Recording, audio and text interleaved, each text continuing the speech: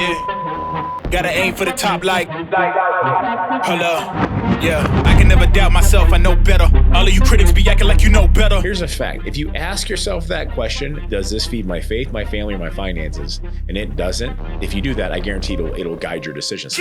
No, I'm in my element. Ooh, yeah. I'm in my element. Ooh.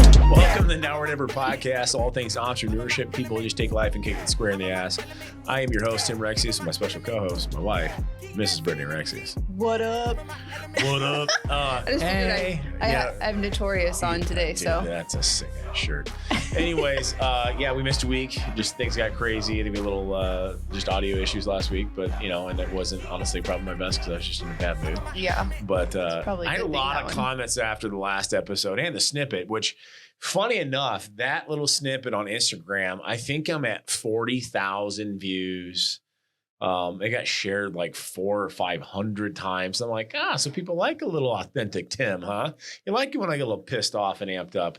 Well, good, because I'm 41 and I wasn't kidding. The filter is gone. It dissolved along with my memory. So with the ginkgo by whatever I want to say it, but ginkgo by fuck you. Yep, that's it. That ginkgo by fuck you.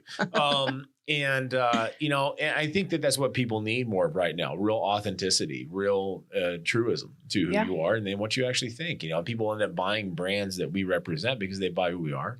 We've always done really well because we're so authentic and just kind of real. We don't filter anything because we don't know how to.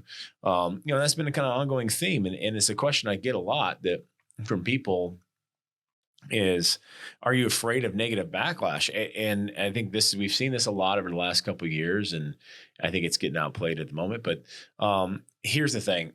You're going to get it no matter what. The more successful you get, the more negative backlash you're going to get from people personally. Usually not face-to-face because most people are honestly weak in that aspect, but you'll get it on social and you just have to not give a shit.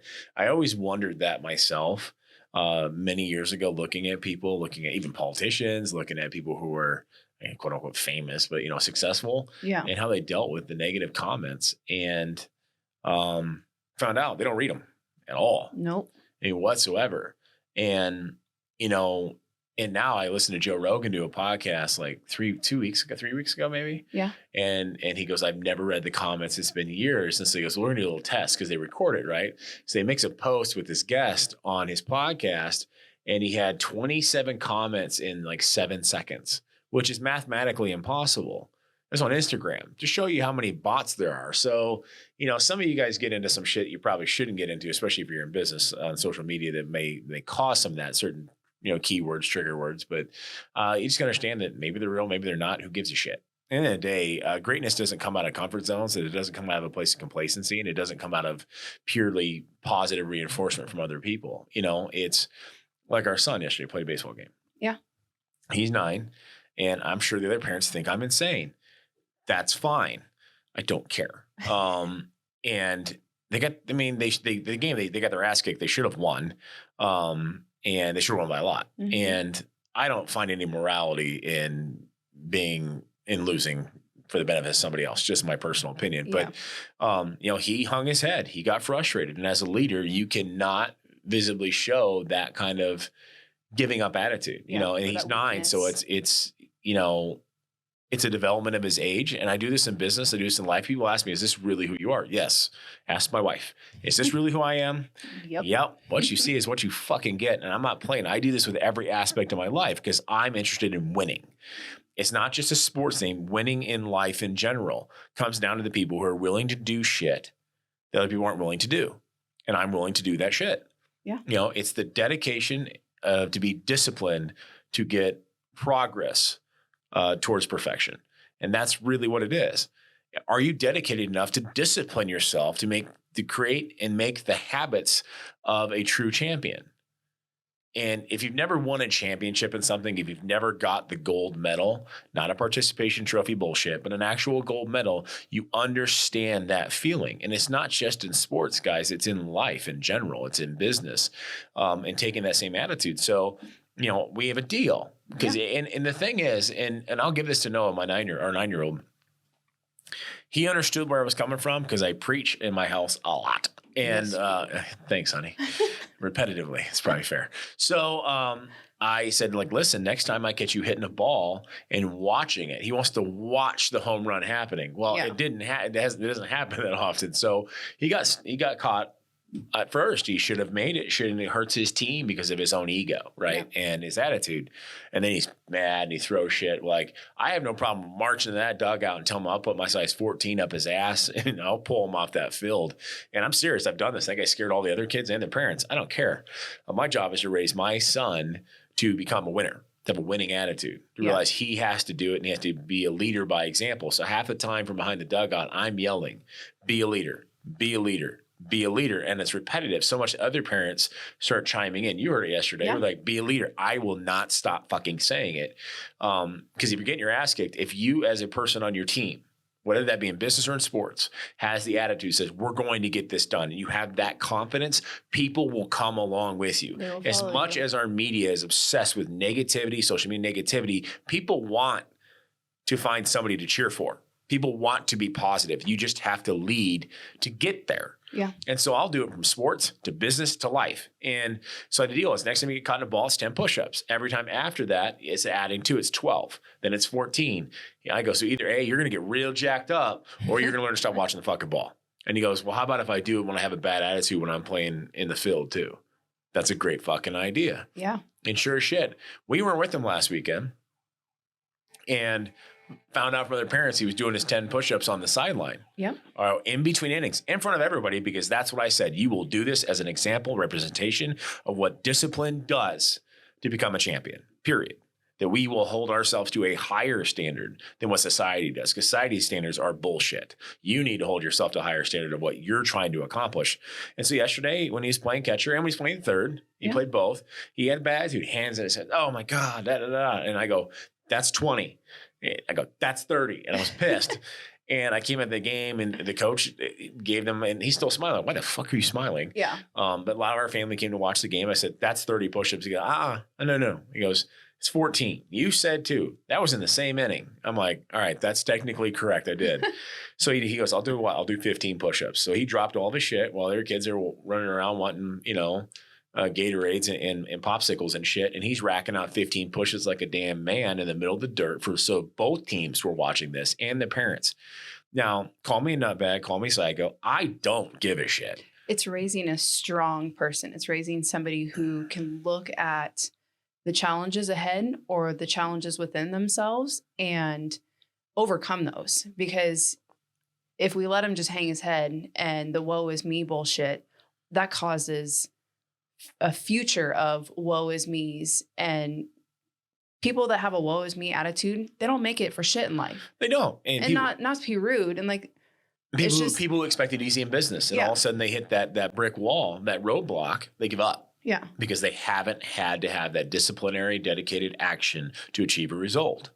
Yeah. And the more you give out participation trophies in life, in sports, in business, and in general, in school, people it becomes habitual. Mm-hmm. They expect that. And like I told our daughter last night, life is going to kick you in the ass in a way you can't understand. And so you may hate me now at 14. You might hate me all the way up to 22. Guess what? I'm good with it. I'll be fine. You can like me later because at some time after 22, 25, or 30, you're going to go, you know what? You fucking nailed it. And I did. My job isn't for you to like me right now. I want you to like me. I'm a likable damn person. And I'm fun. Of all dads, like I'm fun. Yeah. I have a good damn time with my kids. I probably spoil them more than I should. But I have high expectations. And and this is what I do I'm doing this more with employees. In fact, I think I've been easier on employees than I have my own kids. And it's been a wrong move.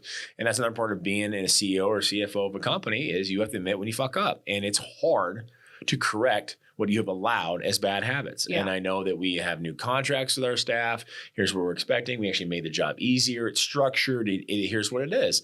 There's a 90-day review. People are held accountable. That is life. Yeah. And I have to stop being so worried about repercussions myself, just in general with people, because I'm literally handicapping them.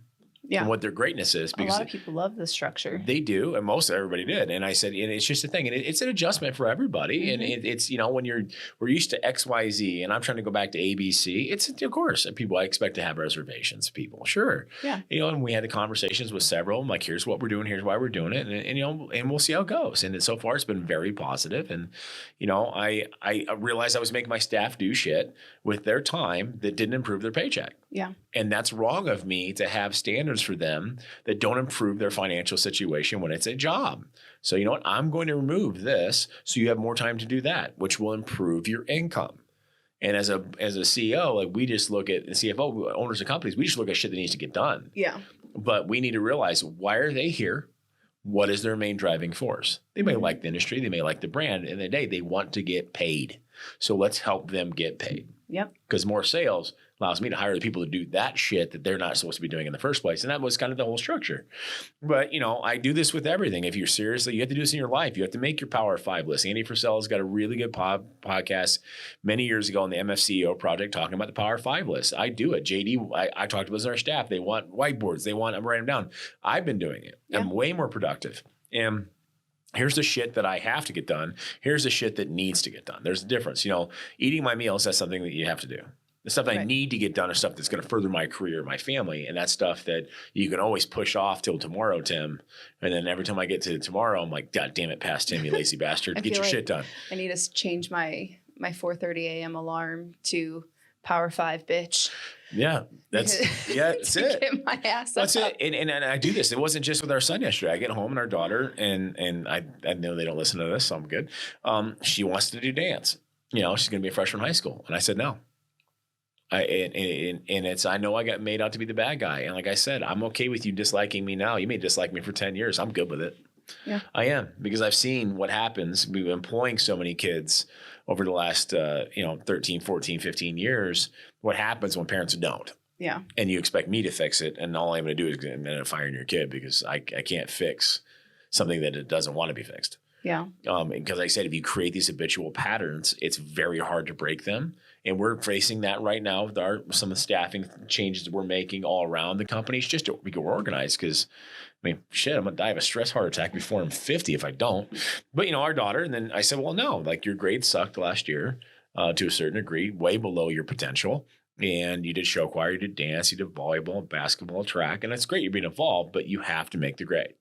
Now, I don't believe in the traditional education system whatsoever. I don't. But I do believe in effort. I do believe in, if you're going to do something, fucking do it. Yeah. I don't believe in making excuses. Last year we saw her schedule was so packed that she was so overwhelmed. Mm-hmm. And that is not good for her mentally. It's not. And we saw it. And then, we said like, hey, you made a choice to do these things. We had to dial some of it back. We saw firsthand how stressful it was. You're going into high school. You don't know what that's like. You're going to do show choir. You're going to do these varsity, which is awesome. I said, how about we wait? You show me after the first quarter that you make the grades, that you can handle the pressure. Then you can allow more things. And she's not happy. She's still pissed at me. And I hate my daughter being mad at me, but I'm not losing any sleep over it either, because I know what I'm doing is for her benefit and her best. I see too many people out there, my bestie. They're a child. They really shouldn't be your bestie. Yeah. And it's just holding people to a higher standard. And I ask our kids, and Brittany here will agree to this, like, what's your goals? What do you want to accomplish? Well, I don't know. I'm 15 and 16. Well, if you don't know where the fuck you want to go, how do you know the steps you're making right now are going to get you anywhere towards anything? Right. And that may change. Wandering aimlessly through life, expecting shit to fall in your lap is a colossal waste of fucking time. Have a goal, have a plan. You adjust that plan on the fly because that's life. Yeah. But you need to know where you're going. I say, like, what do you want to go into? One of them said, I want to be, what do they call it? Hairdresser? Cosmetologist. Thank you. She wants to be a CEO. She wants to be the boss. She wants to be the boss. Okay, cool. If you want to be in this industry or that industry, go get a fucking job. Well, I'm 16. Cool. Go get a job there. Yep. Why waste your time thinking about it, making that a plan for the next 2 or 3 years once you're out of high school to find out you fucking hate it? Exactly. I had a cousin, went into hotel management, got a degree because somebody else was paying the bill. This is one of those ones that, didn't have to pay for it. Gets a job at a hotel. She goes, this is bullshit. I hate this. Well, why did you spend 4 years getting a degree in it? To go back to school to do it again? Like, why wouldn't you get a job doing it? You know how I decided I wanted to be in the nutrition industry? I got a fucking job there and realized I just ate it all up. I'm like, this is awesome. I started asking questions. And of course, the CEO of my company at that time was like, this kid's got a passion. He's doing the extra mile. He's doing the extra things. I'm going to put some, time into him.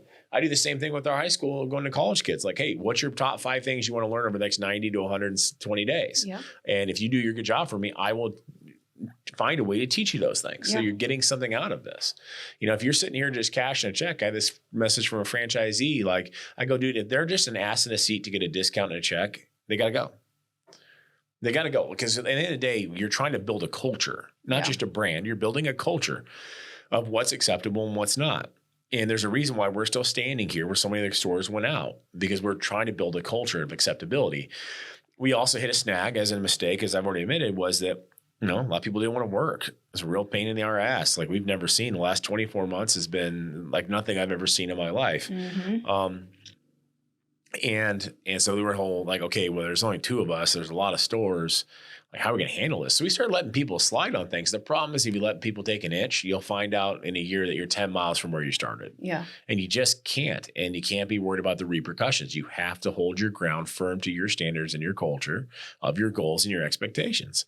But it was like, there's only 2 of us, or 3 companies, many locations. And like, what the fuck do we do? Yeah. And so we're remedying that. It's not a quick remedy. Guys, understand, when you do make a plan to repair and change, it's not fast. Yeah. It's not going to happen overnight. That's why it takes dedication and consistency. Yeah. Because it's a lot of changes. They're not comfortable. There's a lot of fear. Of course there is. Oh shit. What if they all quit at once? That would really suck. I got to figure that shit out. All right, Roman, you're 3. Learn how to run a cash register. Get in the store, but that's just it. But that's my thoughts on that. It was just on me that, like, these are the things I say, and, and I don't have a problem saying them in front of people. I didn't demean my kids. I just hold them to a higher standard. Yeah. Family legacy and generational wealth doesn't have to be just about money, guys. It's about an attitude. I tell my kids, you're a Rexius. That means something. Mm-hmm. And you've heard me say that 1,000 times. That means something. We hold ourselves to a higher standard. That might be okay for those other kids. That's fine. Well, I'm not their parent. I'm a hell of a lot more awesome. This is what I expect. And I say that shit. Sometimes I get eye rolls, and I don't give a shit. I will say it until you are so sick of hearing saying it that I know that when your kids are about the same age, you're just out of habit going to say the same shit. And I'm going to be laughing my ass off. Mirror, mirror on the wall. I've become my mother after all. There you go. So you've actually got that sign. But that's it, and that's you're setting them up for life, guys. Yeah. And that's the thing, is you want to see your kids happy and healthy and financially successful in the future. Set them up with the same expectations of the goals that you want to achieve. And if you're expecting somebody to hand shit, nothing is handed out. That's crap. It's a theory populated by a lot of people in society. Life is not fair. It will never be fair. If you want to get something, you have to go earn it. Yep. Put the work in. Time means jack shit. Effort means everything. Positive attitude, building into a culture, representing. All those things are huge things if you want things to come your way. That's it. Yep. And if you're not, and if you're in a company, for instance, I had this question come in, like, because we've had some people buy in or grant profit shares, and we've got a lot of companies, and somebody else had asked that question. I had an owner ask that question, when's the right time to do that? And I had somebody else ask the question as an employee, when's the time to do that? I go, listen, that person needs to ask that question. Like, if they're not prepared to ask that question straightforward, they're probably afraid of the response, which means they haven't done it. If you come to me, like Cody Guffey would always say this, he said it on podcasts many times in season 1, season 2, come at me with the numbers. Yeah. Show me on paper. And it's hard to argue with when it's on paper. It's the same reason why I created the contract. And that's what somebody else is like, what this contract would have been. I go, you need to know what I expect. And if you do all these things, I go, and you want more money, now you have it on paper to negotiate with that says, hey, Tim, I did all of these things on this list and I excelled. Pay me more. I'm going to go, fuck, I really have nothing to argue with because you have the list of shit I asked you to do and you excel on all of it. Okay, cool. I want this, that, or the other thing. So, if you're in a job where they don't have one, ask for one. Yeah. Can you put it right what you want me to do? Like what exactly? Now, some positions are hard. you know, exactly, that they're very multifunctional, you know, but it depends on the job itself, you know, like it's just sometimes those things are hard to put on paper, but, you know, for us as owners, because I'm like, well, I mean, kind of do like 98 different things on one part of the year, and the other part of the year, you're doing like these 5. So, you know, we have lots of positions like that, like Steve, coming on contract for Steve for the gyms. That's shit. I don't know if I want to put that in paper. Task 1. Leatherman. Leatherman tool. Mr. Do It All. He does it all. And he flies around. And so much that we asked him to chart his time. Yeah. Because hey, let's put this down, because I don't want him to kill himself working so much. Because I mean, how impressive is that though? I feel like I need to keep up with one of our guys that works for us in one of our companies, because his work ethic is so strong and fantastic, where I'm like, I got to keep up with this dude. Yeah. Like, I can't sit at home taking time off. I'm going to work by Steve. Can't have this shit, you know? But that's when you surround yourself with people of like-minded mentality. Yeah. It raises your game, you know, immediately letting, Mr. Nick, you know, in with VHI, like immediately raises the mentality. Yeah. And it's something I needed. And I was just one of those things. I admitted, hey, I need help with this. I need somebody that can do this, this, and this that I can't do as well. And it's very necessary. But that's why we had, you know, like with Steve, go back to that. It's like, hey, chart everything you do the next 2 weeks. That way we can see how we're allocating time. I can see how you're allocating. You can see firsthand how you're doing it. Are you making a plan for success? Do you have your calendar mapped out to make sure you do shit? Say, oh, I'll spend 5 minutes doing that tomorrow. It ain't going to fucking happen, kids. You put it in that damn calendar. You map it out. Everything we have in our phone has like 20 notification reminders up to the event. It's very fucking annoying. Yep. But, you know, then if you miss it after that, that's just a pure laziness. So, but I think other than that, I don't have a whole lot other than what we did to kind of touch on last week. A little bit, maybe. All right. I get annoyed with social media. Obviously, it's the theme of this show. Because so many people pop into topics that they don't know shit about. And people popping off comments about corporations are the reason why the supply and demand chain and inflation is up. That is horseshit. Now, are there some greedy CEOs that manipulate the market? You bet your ass. Mm-hmm. There's only about 3 of them with enough money to actually fucking do it. Amazon, Berkshire, Microsoft. There's maybe a few others, but that's really the ones that are fucking up the pricing market for everybody. Yeah. Just because of their sheer size. At the same point in time, when you have half the fucking world shut down production, some for very long periods of time, understand the supply and demand chain is an 18 to 24 month cycle of actual production with an additional 24 to 36 months of microeconomic impact. So we're talking a 3 to 4 year impact. If you don't understand microeconomics, shut the fuck up. Quit copy and pasting bullshit you read off CNN or Fox News made by some other douchebag who doesn't know what the fuck they're talking about. Because if they were, they'd be in business. If they're not in business, they don't know shit. I'm going to be very real about that. If you don't know what you're talking about, shut up. You are part of the fucking problem. My opinion is there's 370 million people in the United States. 235 million are actually adults. The rest are children right now. Out of that 235 million, there's about 100,000 people who are a colossal fucking pain in the ass.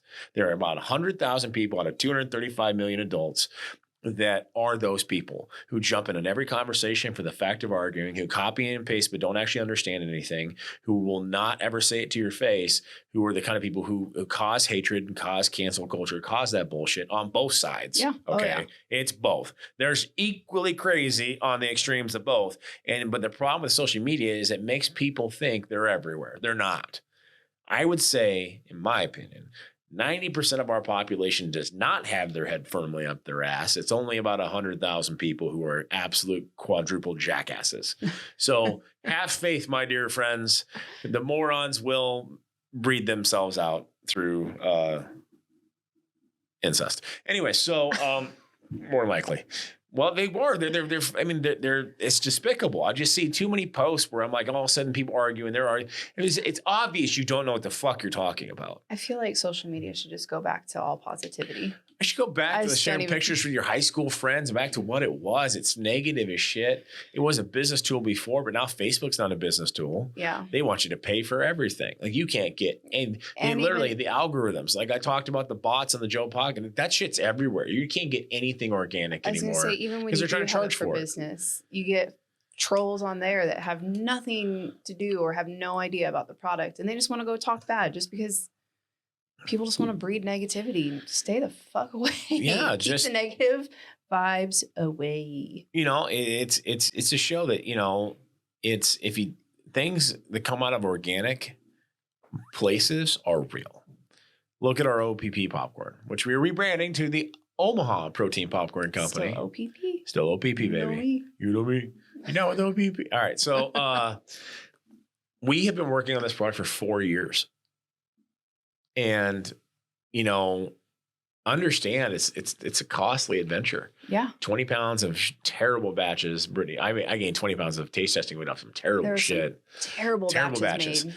So we figured it out, and then labeling and this and that and regulation and insurance and shipping and shows after shows after shows. We're talking a lot of money Brittany and I have dumped in. There's a lot of shit that we could do nicer.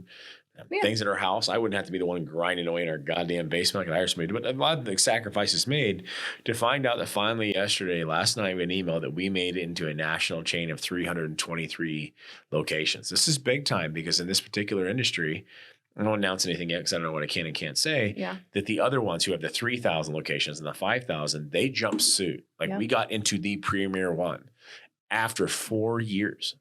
And a lot of dedicated people who've helped us get here are some of our newer guys. You got Brad, you got JD, you got Nick, Steve, you got all the people that have helped us get here, Cody, Shane, all the guys we've ever worked with and been with. But, you know, we have literally spent hundreds of thousands of dollars of our hard-earned money to try to make this when everyone said it wasn't possible. Oh, it's great, but I don't think it'll go. Oh, your packaging wrong, or this is wrong, your labeling's wrong, like this won't work. I think it's for that. Oh, no, we won't ever do that. You guys are too small. Every fucking thing possible. You think after 4 years, most people would have given up. And we just doubled down. Yeah. And Kirsten made some awesome new graphics for us. Oh, Kirsten made some awesome graphics for it. And she's been working with the label design companies. The whole new thing coming out is going to be a whole new level. And found out last night that we got accepted. Yeah. You know, and in 2 months, we go to ATAX, one of the largest independent retailer organizations in the country, 89,000 locations. And we got unanimous board approval. So if I go land that, then my popcorn manufacturer, what's up, guys? You're going to have to. I'm going to be the one that lands that because I introduced myself as Princess. Yeah, but you're not actually going to be there. So I'm going to get a deal. Sorry. FaceTime me. FaceTime me. Princess Anyways, the whole point is our popcorn manufacturer, they're going to have to, our co-packer should say, it's our manufacturer, but it's our co-packer. You're going to increase production. You're going to have to get a new facility. Because we're taking you guys with us, and because that's loyalty. That's people who've stuck with us for 4 years and I told them this morning, I know you guys thought I was full of shit with every email I sent. This is no bullshit. There's probably 50 or 60 of them over 4 years. Guys, just stick with us. This is going to be the biggest thing you've ever seen. This will be the biggest protein snack. This is going to be nation, coast to coast, north to south, international. We're going everywhere. And I've said that to them probably 30 times. So getting to call them this morning and tell them, hey, I told you I wasn't full of shit. And he goes, holy shit, that's huge. I told you I'm not full of shit. When I set my mind to do something, damn it, I intend on doing it. So I think that's just a little motivational story for you guys to realize that sometimes it might take 4 years before you even get a bite. Are you willing to do what no one else is willing to do to gain what no one else has? You can get there. Yep. The simple fact is 99% population doesn't. So be the one. So anyways, thanks for tuning in, guys. Next week's episode will be bringing Nick Langer back on. And I'm sure that'll be fired up with Captain Vascular when he's over here. Make sure I fast for like he's got no 5 body days fat. straight. I'm gonna get like one of those shrinking the girdles. And I might actually filter shit this time. Check it out. All right, thanks guys. See you next week.